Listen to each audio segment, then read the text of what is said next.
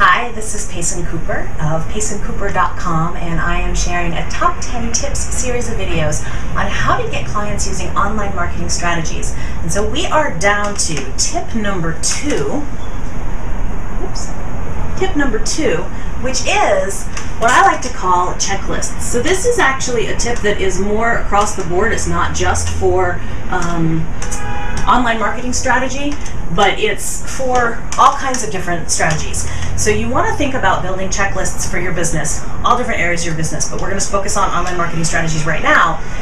For example, when I do a blog post, I have a checklist that I follow once I complete the blog post, and even actually for the blog post. So I have a checklist about keywords, making sure that each part of the blog, the pieces of the blog are filled out to make it make it most effective for SEO. And then I have, I edit the process a few hours later, a day later, I edit the post. And then once I publish the blog post, I have a whole series of steps I take to promote the blog post. Because I put a bunch of time into creating the content, why wouldn't I want to make sure that a lot of people get to see it and a lot of people get to benefit from it? So the first step I do is I send an email to my list inviting them to come read that blog post, and I make sure that I give them a good benefit, like why is it going to be helpful for them to read that post. So I send them that, and then I go out into social media and I promote the blog post. So I have a whole series of different steps that I follow to make sure that I drive traffic to that post, and then also to my opt-in offer. So I'm constantly driving traffic every week with each new blog post. So I have a checklist that I follow because I figured out basically that without it, things were much more willy-nilly, and if I wasn't really in the mood to finish this or do that part of the promotion, I'd just leave it off.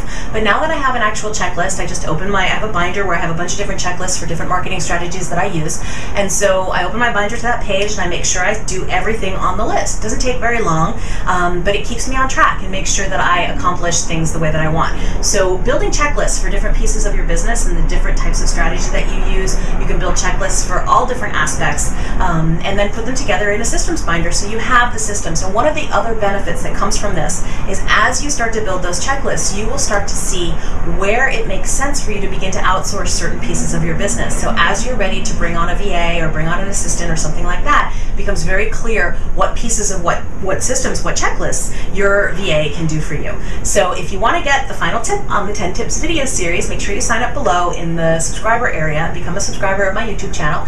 And hopefully this tip has been helpful, and stay tuned for the next one. I'll see you there.